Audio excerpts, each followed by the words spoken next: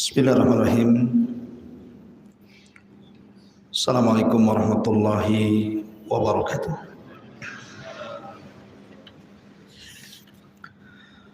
Alhamdulillah wassalatu wassalamu ala Rasulillah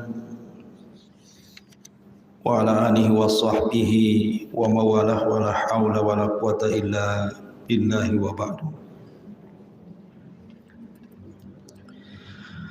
Alhamdulillah, di malam hari ini kembali kita bisa duduk di Masjid Muhajirin. Salawat dan salam kita hadiahkan kepada Rasul kita Nabi besar Muhammad sallallahu alaihi wasallam. Melanjutkan kajian tafsir kita masih membahas surah Al-Baqarah ayat ke 62 dan seterusnya. A'udzubillahi minasyaitonir rajim. Bismillahirrahmanirrahim. Innal ladzina amanu wal ladzina hadu wan nasara was sabiina man amana billahi wal yaumil akhir wa amila shalihan falahum ajruhum inda rabbihim wala khaufun alaihim wala hum yahzanun. Wa idh akhadna mitsaqakum wa rafa'na fawqakum at-tur khudhu ma atainakum biquwwatin wadhkuru ma fihi la'allakum tattaqun. Thumma tawallaytum min ba'di dhalika falawla fadlullahi 'alaikum wa rahmatuhu lakuntum minal khasirin. Sesungguhnya orang-orang yang beriman, orang-orang Yahudi, orang-orang Nasrani dan orang-orang Sabi'in, siapa saja di antara mereka yang beriman kepada Allah dan hari akhir dan melakukan kebajikan, mereka mendapat pahala dari Tuhannya. Tidak ada rasa takut pada mereka dan mereka tidak bersedih hati. Dan ingatlah ketika kami mengambil janji kepada kalian dan kami angkat bukit Saina di atas dirimu, seraya berfirman, pegang teguhlah apa yang telah kami berikan kepadamu dan ingatlah apa yang ada di dalamnya agar kamu bertakwa. Kemudian setelah itu kamu berpaling, maka sekiranya bukan karena karunia Allah dan rahmatnya, pastilah kamu termasuk orang-orang yang merugi. Baik. Di sini Allah Subhanahu wa taala masih berbicara tentang Bani Israel. Allah Subhanahu wa taala berfirman, innal ladzina amanu, sesungguhnya orang-orang yang beriman. Siapa orang-orang beriman di sini? Ada yang mengatakan bahwa orang-orang yang beriman dalam Al-Baqarah 62 maksudnya adalah dari kaum Ibrahim. Di zaman Ibrahim, yang beriman kepada Nabi Allah Ibrahim alaihi salatu wassalam, itulah yang tercantum dalam Al-Baqarah 62. Innal ladzina amanu. Ada juga yang mengatakan amanu di sini artinya orang-orang munafik yang mereka mengklaim beriman. Sebagaimana masyhur, bagaimana watak orang-orang munafik, zahirnya mengatakan kami beriman tapi batinnya meletakkan kekufuran. Kemudian juga Allah mengatakan walladzina hadu, dan orang-orang Yahudi. Bani Israel sebenarnya banyak, bukan Yahudi saja. Karena sudah saya jelaskan nasab dari putra-putra Yakub. Ada 12 putra. Dan salah satu putranya namanya Yahuda, sehingga turunannya disebut Yahudi. Tapi karena memang Allah karuniakan kepada orang-orang Yahudi, dari turunannya rata-rata banyak yang jadi raja Bani Israel, sehingga akhirnya kabilah-kabilah yang lain dari Bani Israel tidak dikenal. Yang dikenal adalah orang-orang Yahudi. Apalagi banyak peristiwa dan kejadian yang dilakukan orang-orang Yahudi terhadap nabi-nabi mereka. Dan Yahudi kemudian dianggap sebagai sebuah agama. Diutus kepada mereka Musa dan diturunkan kepada mereka Taurat. Walladhi wan nasara, dan orang-orang Nasrani. Orang Nasrani itu Nasara. Kenapa disebut Nasara? Karena linusratihim li Isa bin Maryam, karena mereka menasabkan diri para pembela Isa. Makanya mereka disebut dalam Al-Quran ketika bicara tentang pengikut Nabi Isa, mereka mengatakan nahnu ansarullah. Makanya kemudian dinisbatkan kepada mereka kalimat Nasrani. Ada juga mereka disebut Nasara. Was-sabiin, adapun orang-orang sabiin, as-sabi dalam bahasa Arab itu disebut isim mangkus seperti al-qadi, as-sabi gitu ya. Dan asal kalimat as-sabi itu artinya khuruj, keluar, karena as-sabi ini agamanya tidak jelas. Jadi keluar dari agama satu masuk ke agama yang lain. Kemudian keluar lagi, cari lagi agama lain. Jadi keluar masuk agama. Jadi intinya tidak beragama gitu ya. Ada juga yang mengatakan bahwa sabi ini mengumpulkan pemahaman-pemahaman dari semua agama dijadikan satu. Mungkin kalau sekarang liberal gitu ya. Semua agama diambil semuanya. Ada juga yang mengatakan as-sabi'in ini bagian daripada ahli kitab, sebagaimana pendapat Abu Hanifah rahimahullahu taala. Dan ada juga yang mengatakan as-sabi'atu artinya pengikut Nabi Allah Yahya. Tetapi apakah orang yang beriman di zaman Nabi Ibrahim ataukah orang-orang Yahudi, Nasrani ataupun as-sabi'in, kalau mereka tidak beriman kepada Allah Azza wa Jalla, percuma. Makanya Allah mengatakan man amana billahi wal yaumil akhir. Kalau seandainya mereka-mereka ini mau beriman kepada Allah Subhanahu wa taala, mengikuti nabi-nabi yang diutus kepada mereka dan hari akhir, falahum ajruhum inda rabbihim, mereka dapat pahala. Dan kalau seandainya mereka tidak beriman, lalu apa penasaban mereka kepada agama-agama di zamannya? Mengatakan bahwa kami pengikut Ibrahim, kami pengikut Musa, Isa atau yang lainnya, kalau seandainya mereka tidak beriman. Makanya sebagian para ulama mengatakan, apakah ayat ini bicara tentang sebelum diutusnya Nabi ataukah setelah diutusnya Nabi? Sebab kalau sudah diutusnya Nabi, walaupun mereka pengikut Ibrahim, walaupun mereka pengikut Musa, walaupun mereka pengikut Yahya ataupun Isa, maka tidak ada gunanya. Kenapa? Walaupun mereka beriman, kalau mereka tidak mengikuti Nabi sallallahu alaihi wasallam. Karena Allah Subhanahu wa taala berfirman dalam Al-Qur'an, "Wa man yabtaghi ghairal islami dinan falan yuqbala minhu wa huwa fil akhirati minal khasirin. Innad dina indallahil Islam." Siapapun yang mencari selain agama yang dibawa Nabi, maksudnya agama Islam, selain tidak diterima termasuk orang rugi. Karena agama yang diridhoi satu-satunya hanyalah Islam. Bagi ulama yang membawa ayat ini dihapus dengan waman yabtaghi ghairil islami dina, berarti tidak ada gunanya mereka beriman kepada agamanya mereka masing-masing. Tapi kalau ayat ini dibawa kepada sebelum Nabi, mungkin. Karena bagaimanapun sebagian ulama mengatakan bahwa ini Allah Subhanahu wa taala membuat tartib zamani, tartib sesuai dengan zaman. Artinya orang-orang di masa Ibrahim yang beriman kepada Ibrahim, maka mereka orang yang paling mulia di zamannya. Orang-orang Yahudi yang beriman kepada Musa, mereka orang yang paling mulia di zamannya. Orang yang beriman kepada Isa atau kepada Yahya, Nasrani atau Sabi'in, maka orang yang paling mulia di zamannya. Itu kalau mengikuti tafsiran bahwa ayat ini terjadi sebelum diutusnya Nabi sallallahu alaihi wasallam. Tapi kalau sudah diutusnya Nabi, maka keimanan mereka tidak ada gunanya.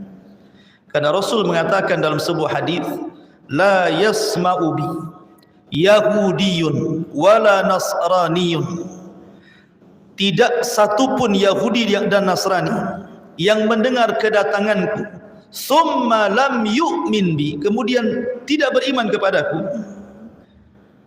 kanat min ashabil jannah, kanat min ashabi jahannam, maka mereka termasuk orang-orang yang akan masuk neraka jahannam. Jadi enggak ada cerita.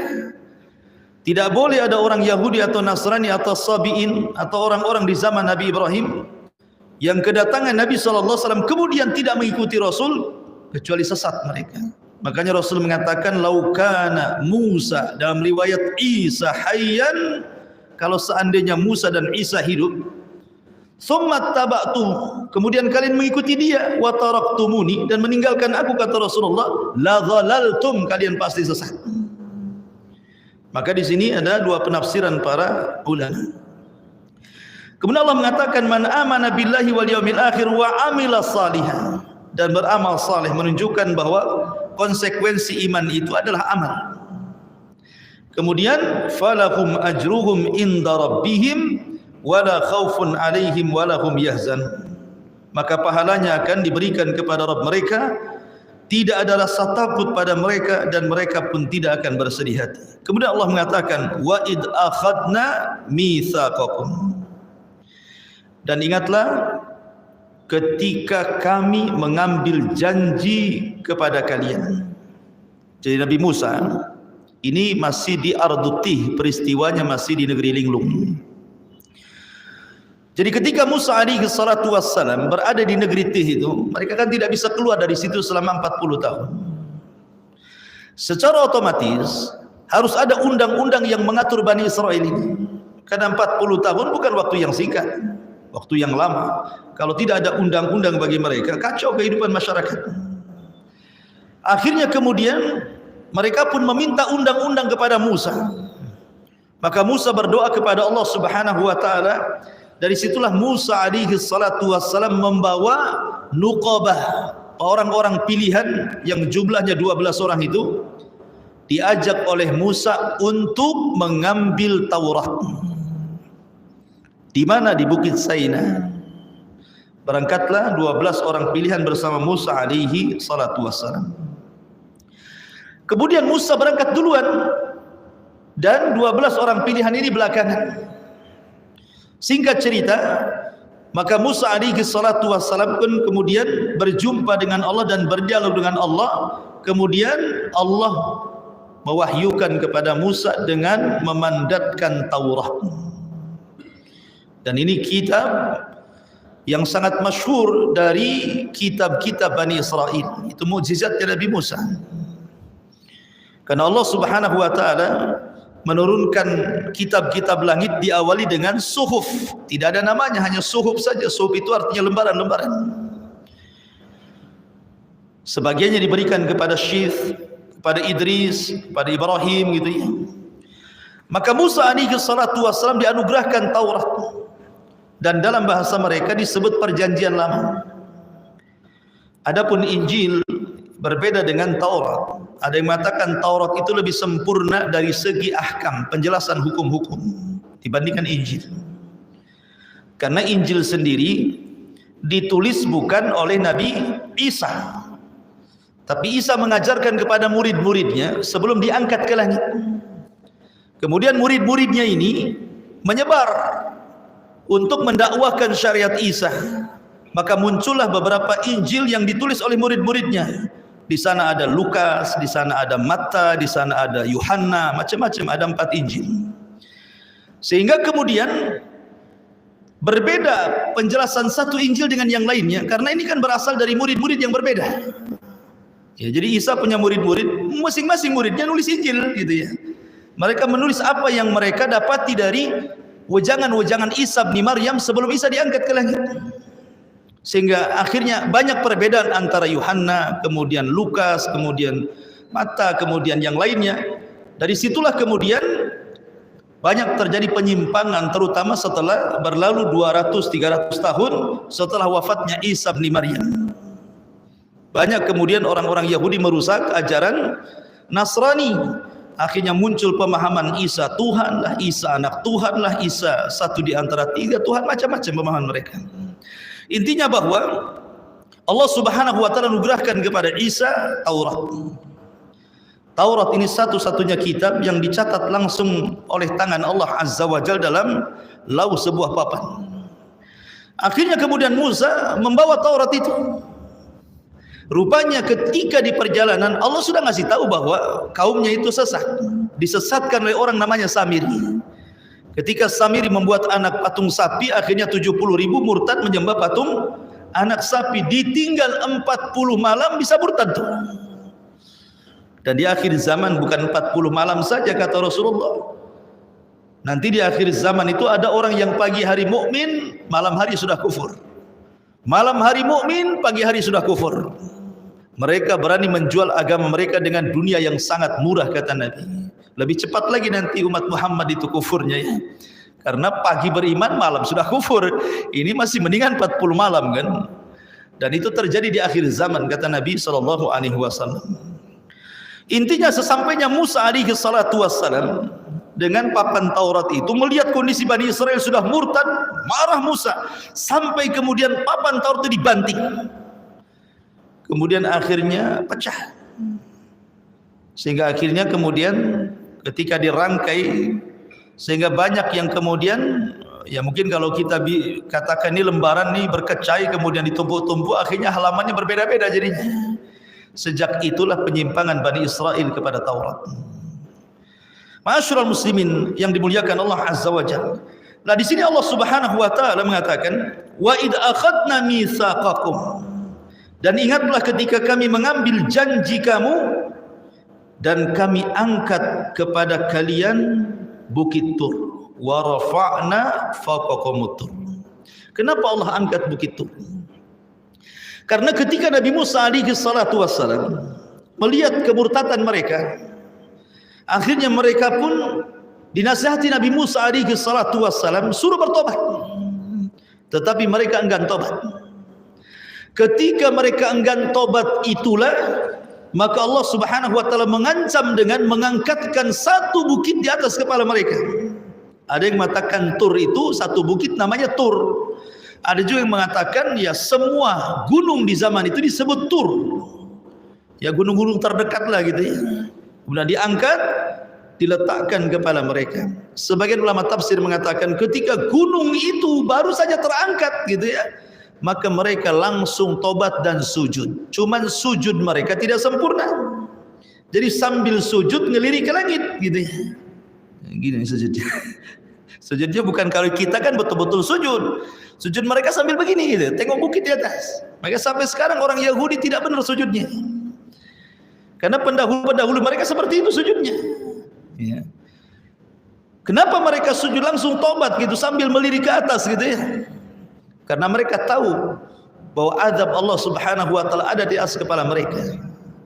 Dari sini Musa alaihi salatu wassalam memaksa mereka dengan bahasa kita ini mau ikut Taurat, mau ikut undang-undang Taurat ataukah bukit yang di atas kepala kalian dilemparkan kepada kepala-kepala kalian. Makanya Allah mengatakan khudhu ma atainakum. Khudhu ma atainakum, ambillah ma atainakum biquwah, apa yang telah kami datangkan kepada kalian biquwatin, dengan sungguh-sungguh. Kalau mau tobat, tobat sungguh-sungguh. Jangan kemudian tobat asal-asalan gitu ya. Kemudian wadhkuru ma fihi la'allakum tattaqun.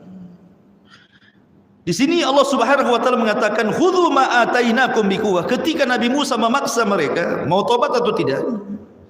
Kalau tidak tobat, kalian akan mati dengan dibantingnya bukit Tur di atas kepala kalian. Tapi kalian kalau mau tobat, maka gunung ini tidak akan dibanting kepada kepala kalian, tetapi tobatnya dijelaskan dari ayat sebelumnya. Di mana Allah Subhanahu wa taala mengatakan faqtulu anfusakum dzalikum khairul lakum inda bari'ikum fataba 'alaikum innallaha huwat tawwabur rahim. Maka kalian harus saling bunuh di antara kalian. Saling membunuh di antara kalian itulah tobat kalian. Dan tentu mati di atas tobat jauh lebih baik dibandingkan mati di atas kesyirikan. Karena mereka menyembah ijen, menyembah patung anak sapi. Maka mereka bertobat semuanya, kemudian saling bunuh di antara mereka. Sehingga Allah Subhanahu wa taala katakan wadhkuru, dan ingatlah.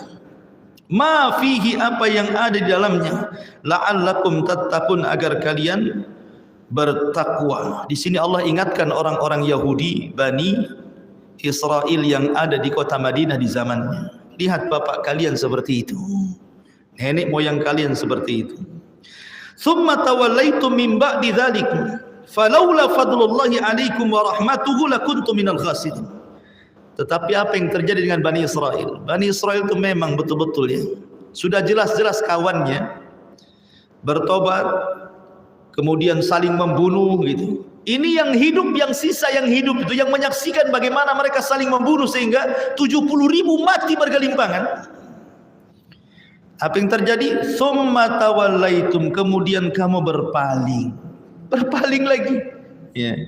Mim ba'di dzalika, setelah peristiwa itu, laula fadlullahi 'alaikum wa rahmatuhu lakuntum minal khasirin. Kalaulah bukan karunia Allah kepada kalian, rahmatnya kepada kalian, tentu kalian termasuk orang-orang yang rugi. Jadi rahmat Allah luar biasa diberikan kepada Bani Israel. Mereka sudah bermaksiat, bertobat Allah ampuni, maksiat lagi, bertobat Allah ampuni. Dan begitulah Allah Subhanahu wa taala, wasi'at rahmatuhu kulla syai'. Jadi rahmatnya itu meliputi segala sesuatu.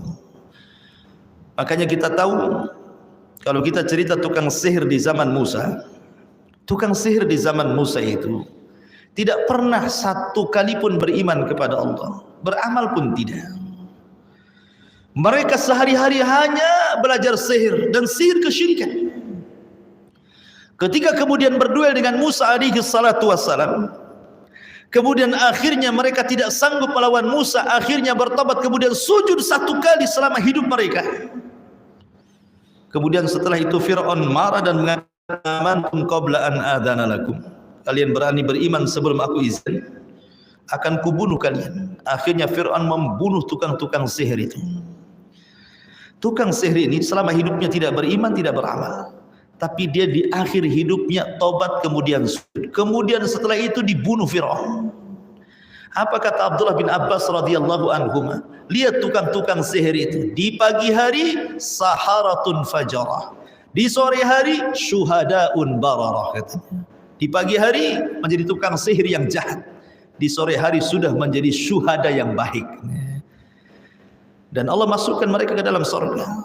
Kenapa Allah mereka masukkan? Itu menunjukkan rahmat karunia Allah Azza wa Jalla. Dari sini ada pelajaran, la taqnatu min rahmatillah. Jangan putus asa dari rahmat Allah Subhanahu wa taala. Seperti dulu juga ada kisah satu orang membunuh 99 jiwa. Akhirnya ingin tobat. Salah orang minta fatwa. Datang kepada seorang ahli ibadah yang enggak punya ilmu. Dia mengatakan, Tuan, saya ingin bertobat, adakah tobat bagiku? Kata rahib pendeta ini mengatakan, tidak ada, dosamu sudah membumbung ke langit katanya. Marahlah dia, ditusuknya si rahib itu, genaplah 100 jiwa.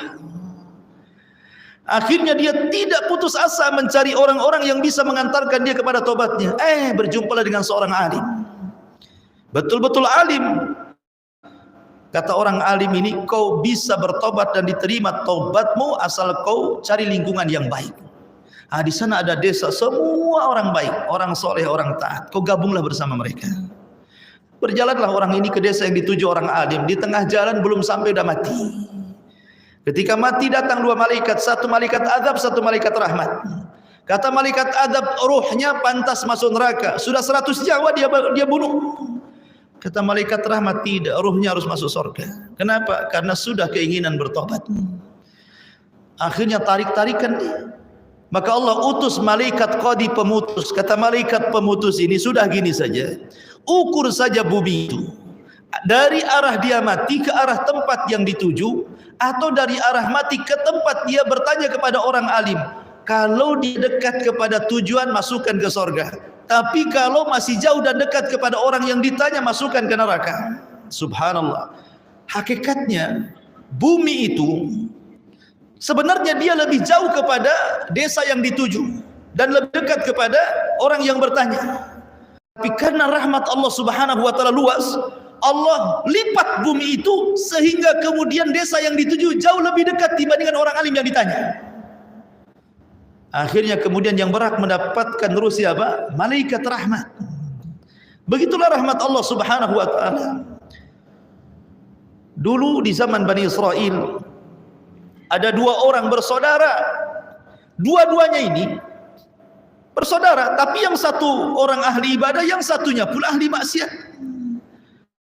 Kan begitu ya dalam keluarga itu. Kadang-kadang kita sudah ngaji, keluarga mungkin satunya masih maksiat gitu ya. Dalam keluarga kan tidak semuanya baik ya, tidak semuanya jahat. Pasti di antara lingkungan itu pasti ada yang baik, ada yang jahat. Jadi zaman Bani Israel ada dua orang, satu alim, abid, satu jahat. Yang abid ahli ibadah ini memang baik, setiap hari nasihati saudaranya. Tub ilallah, bertobatlah kau kepada Allah, si maksiat aja kau ini. Enggak mau didengar juga. Kemudian besoknya dinasihati, tidak bosanlah orang ini terus menasihati. Sampai di sini bagus, karena memang kewajiban kita menasihati orang jahat. Tapi masalahnya dia tidak bisa mengontrol emosi. Ketika saudaranya ini bermaksiat, yang menurut pandangan dia maksiatnya tidak bisa ditolerir. Ini sudah parah ini maksiatnya. Akhirnya dia emosi, kemudian ngomong sembarang.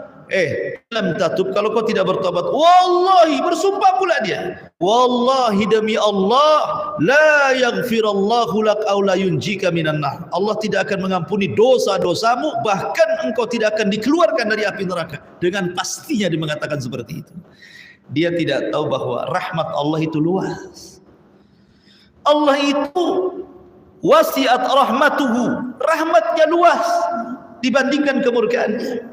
Makanya pintu sorga itu adalah 8, pintu neraka itu ada 7. Kenapa pintu sorga lebih banyak dibandingkan pintu neraka? Karena rahmat Allah lebih luas dibandingkan murkanya. Akhirnya kemudian ketika keduanya diwafatkan oleh Allah Azza wa Jalla, yang ahli maksiat Allah masukkan ke dalam sorga, yang ahli ibadah Allah masukkan ke neraka. La haula wala quwwata illa billah. Apa alasannya? Yang ahli maksiat ini, karena dia bermaksiat, maksiatnya masih tahta masyiatillah, masih di bawah kehendak Allah, karena dia tidak melakukan kesyirikan. Tetapi yang ahli ibadah sudah bersumpah, dan sumpahnya melampaui takdir Allah dengan mengatakan, demi Allah, Allah tidak akan mengampuni. Siapa yang punya ampunan? Engkau apa Allah?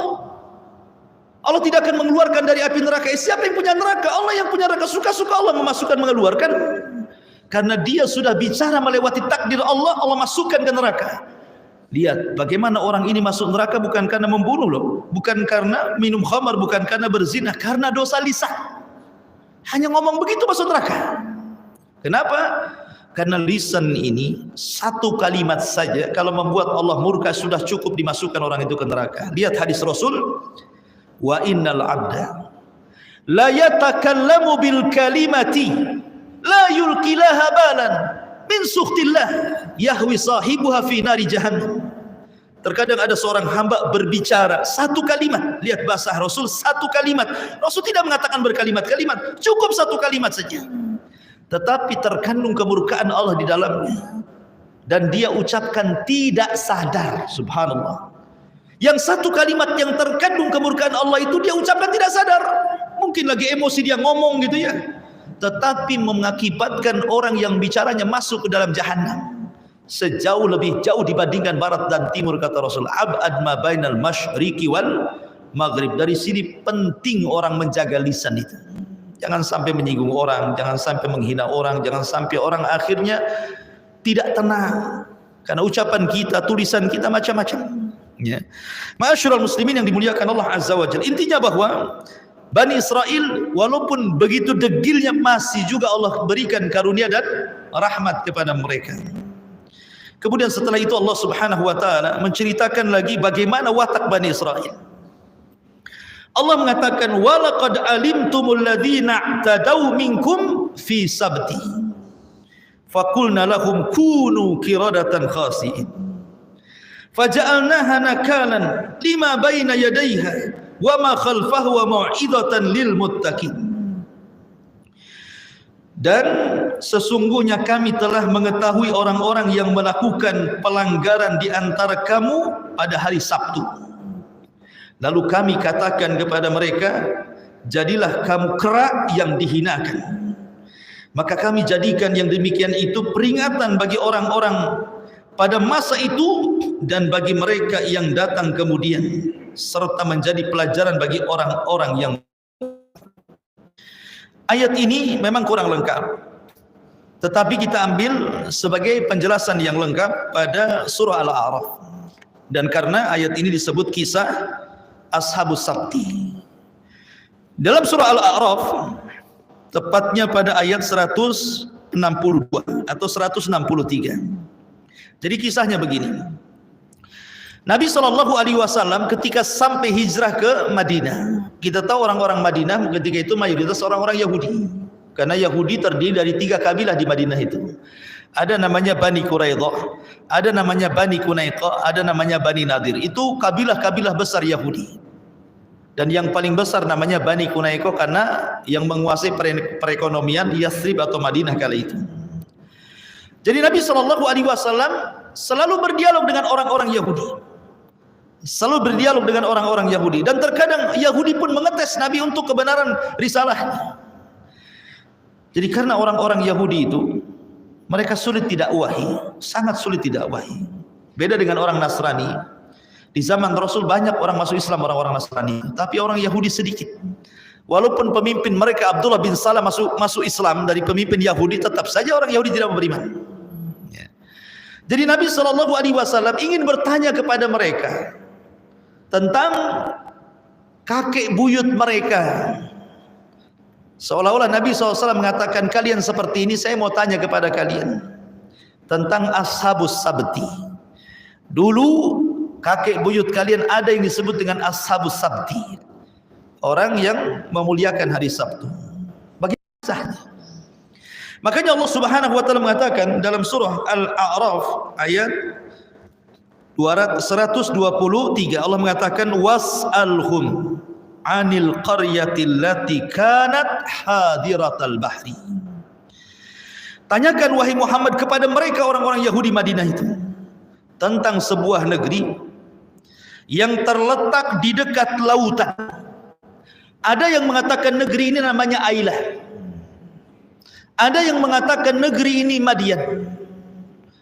Tapi yang jelas bahwa nama tidak penting. Kalau memang penting tentu disebutkan dalam Al-Quran. Karena Quran itu mengambil ibrah dan pelajaran. Cuman ahli tafsir ada yang mengatakan tempat yang dimaksud itu adalah Ailah, dan ada yang mengatakan Madian. Itu perkampungan nelayan memang hidup di tepian lautan. Orang-orang Yahudi semuanya di situ. Kemudian Allah mengatakan, "Id ya'duna fi sabti, id ta'tihim khitanuhum yawma sabtihim surran, wa yawma la yasbituna la ta'tihim." Apa yang terjadi? Ketika mereka melanggar aturan pada hari Sabtu.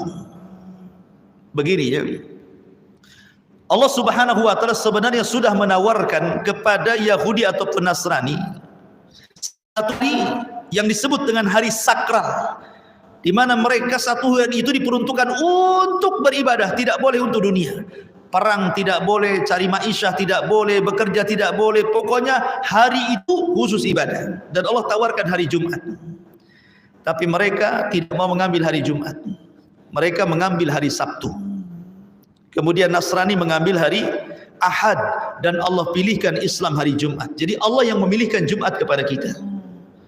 Tapi mereka kemudian tersesat dari hari Jumat mengambil hari Sabtu. Orang Nasrani tersesat dari hari Jumat dan mengambil hari Ahad. Bukan tidak ada alasan. Orang-orang Yahudi mengambil hari Sabtu itu karena kita tahu bahwa alam semesta ini diciptakan oleh Allah Subhanahu wa taala fi sittati ayyamin, pada tempo 6 hari. Di mana Allah Subhanahu wa taala menciptakan bumi dimulai dari hari Ahad. Kemudian Senin, bumi selesai. Kemudian Allah naik ke langit, kemudian Allah menciptakan langit. Hari Selasa dan hari Rabu. Kemudian selesai langit, maka hari Kamis dan Jumat Allah turun lagi ke bumi. Kemudian Allah Subhanahu wa taala ciptakan fasilitas bumi. Allah ciptakan gunungnya, sungainya, hutannya, binatangnya, macam-macamnya di situ. Maka genaplah berapa? 6 hari. Fi sittati ayyam. Sehingga Allah Subhanahu wa taala kelelahan. Kemudian beristirahatlah di hari Sabtu. Jadi orang-orang Yahudi kemudian mengambil hari Sabtu, hari rehat mereka, karena itu hari rehatnya Allah Subhanahu wa taala setelah lelah menciptakan langit dan bumi, katanya begitu. Maka Allah bantah dalam Al-Quran, wa ma massana min lughub. Kami tidak tersentuh dengan kelemahan, keletihan, kata Allah. Enak saja Allah lelah. Kalau Allah lelah masalah. Ya. Kenapa masalah? Nabi Musa kan tanya, ya Rabb, kenapa kau tidak tidur, katanya. Jadi Nabi Musa mengatakan kepada Allah, kenapa kau tidak tidur, katanya. Akhirnya Allah mengatakan gini, Musa, kau berdiri depan. Kau pegang 2 mangkok dengan kedua tangan, isi air. Akhirnya Musa begini terus, akhirnya ngantuk. Pas ngantuk-ngantuk tertidur sesaat, akhirnya mangkoknya jatuh, prang, kemudian pecah semuanya. Kata Allah, ya Musa, kalau seandainya aku ngantuk, seperti itulah alam semesta. Hancur semuanya gitu. Artinya bahwa tidak semua sifat yang kurang bagi Allah, tidak semua sifat yang sempurna bagi manusia sempurna bagi Allah. Mungkin bagi manusia tidur sempurna, kalau orang tidak tidur masalah itu. Tetapi tidak semua yang sempurna bagi makhluk kalau diterapkan kepada Allah jadi sempurna, tidak. Justru ketika Allah tidak ngantuk, tidak tidur, itulah sifat sempurna bagi Allah. Ma'asyiral muslimin yang dimuliakan Allah Subhanahu wa taala. Kembali, jadi Allah Subhanahu wa taala memilihkan hari Jumat, tapi orang Yahudi tidak mau, milihlah hari Sabtu. Dan Nasrani pun malah mengambil hari Ahad. Allah pilihkan Jumat kepada kaum muslimin. Intinya bahwa Sabtu menjadi hari sakralnya orang-orang Yahudi. Lah di zaman itu, di kampung Aila ataupun di kampung Madian yang tepian lautan itu, mereka diberikan aturan tidak boleh melakukan aktivitas dunia di hari Sabtu, tidak boleh kerja, tidak boleh ke laut, tidak boleh perang, tidak boleh apapun. Mereka harus masuk ke tempat-tempat ibadah mereka. Satu hari itu mereka harus beribadah kepada Allah Azza wa Jalla. Makanya Allah mengatakan, idh ya'duna fi sabti. Ketika mereka melanggar aturan hari Sabtu. Kenapa mereka melanggar? Begini, kebiasaan mereka, ma'isyah mereka itu hanya satu, mereka mencari ikan, itulah penghidupan mereka. Mereka penghidupan sebagai nelayan, tidak ada lagi pekerjaan kecuali nelayan. Sementara kemudian Subhanahu wa taala uji mereka dengan hari Sabtu. Kenapa demikian? Di hari-hari yang lain ikan itu tidak tampak. Yang mereka ke laut ya dapat, tapi sekedarnya. Tetapi dari Sabtu ikan itu pula muncul. Bisa dilihat oleh mereka. Loncat-loncat, bisa ditangkap dengan tangan, ke pinggir-pinggir lagi, apa enggak enak. Enggak usah dipancing, enggak usah dijaring. Datang ke laut ditangkap saja. Loncat-loncat, kayak manggil-manggil, sini bang kan gitu. Jadi mereka akhirnya kemudian orang-orang yang kurang iman itu, makanya Allah di sini mengatakan apa? Idh ta'tihim khitanuhum yawma sabtihim surra'an, katanya. Allah mengatakan apa? Ketika datang kepada mereka ikan-ikan yang berada di sekitar mereka pada hari Sabtu, surra'an, terapung-apung di permukaan air. Saking banyaknya di lautan itu, semua terapung ikannya, loncat-loncat nampak gitu, bisa ditangkap dengan tangan. Tapi anehnya, wa yauma la yasbituna la ta'tim, tapi di hari selain Sabtu tak pula ikan itu muncul. Ikan itu tidak tahu kemana. Tapi kalau datang hari Sabtu kok ada pula ikan itu. Ini Allah Subhanahu wa taala sedang menguji Bani Israel. Allah uji itu, kuat enggak imannya. Akhirnya kemudian ada sebagian orang-orang fasik dari kampung tersebut membuat khilah, ingin membuat makar. Wa yamkuruna wa yamkurullah wallahu khairul makirin. Mereka hendak menipu Allah, menipu orang-orang yang beriman. Yukhadi'unallaha walladzina amanu. Akhirnya mereka ketika sudah masuk hari Sabtu, belum masuk hari Sabtu, ketika kan hari dalam Islam itu ketika terbenam matahari. Pamannya ini Jumat, besok mau Sabtu, berarti ketika Jumat sore terbenam matahari, berarti masuklah hari Sabtu kan itu. Jadi mereka pandai, mereka jaring di sore hari Jumat. Dipasanglah jaring-jaring mereka itu. Jadi mereka dikeruk, dibuat jalan, ya dibuat jalan supaya ikannya nanti kalau ada masuk ke perangkap mereka gitu ya. Jadi akhirnya mereka membuat perangkap di hari Jumat itu, di sore hari Jumat, untuk mengambil ikan di hari Sabtu. Kemudian mereka pun memanennya hari Ahad. Mereka mengatakan kami tidak mengambil ikan dari Sabtu, Cuman mereka pasang jaring di hari Jumat, untuk ikan di hari Sabtu ditangkapnya hari Ahad kan itu. Yukhadi'unallaha walladzina amanu. Mereka hendak menipu Allah. Ya. Akhirnya kemudian segelintir orang ini kok enggak ada masalah. Maksudnya tidak ada azab kepada mereka. Mulailah diikuti oleh kawan-kawannya. Jadilah banyak. Buat kayak gitu semua satu kampung itu, kecuali orang-orang yang dirahmati dan beriman kepada Allah Azza wa Jalla. Makin banyaklah orang mengikuti gaya-gaya tersebut. Semua pasang jaring di hari Jumat, untuk ikan hari Sabtu dipanennya hari Ahad. Ketika kemudian lama mereka melakukan seperti, dan mereka mendapatkan kesenangan dari situ. Mereka menganggap, kan ikan yang kita ambil kan hari Sabtu, itu ikan hari Sabtu. Katanya kalau kita ngambil ikan dari Sabtu akan datang azab dari Allah Azza wa Jalla. Ada pun azab dari Allah. Akhirnya kemudian ada yang tajarru, sebagian mereka ada yang mulai berani mengambil ikan langsung dari Sabtu. Udah nggak ada lagi cerita pasang jaring Jumat untuk diambil hari Minggu. Tidak, langsung hari Sabtunya mereka nyemplung ke laut. Mulainya sedikit, kok juga tidak turun azab kepada mereka gitu ya. Akhirnya kemudian orang-orang pun mulai ikut, 1, 2, 3, akhirnya ramelah orang ikut mengambil ikan di hari Sabtu.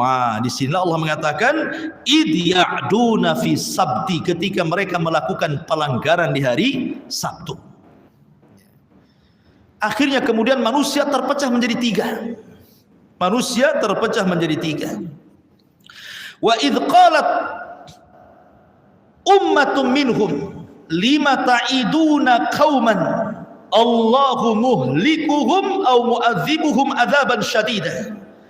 Qalu ma'dziratan ila rabbikum la'allahum yattaqun. Kemudian, dan ingatlah ketika suatu umat di antara mereka berkata, mengapa kamu menasihati kaum yang akan dibinasakan atau diazab Allah dengan azab yang sangat keras? Mereka menjawab, agar kami mempunyai alasan bertanggung jawab kepada Tuhan dan agar mereka bertakwa kepada Allah. Dari ayat ini ada 3 kelompok.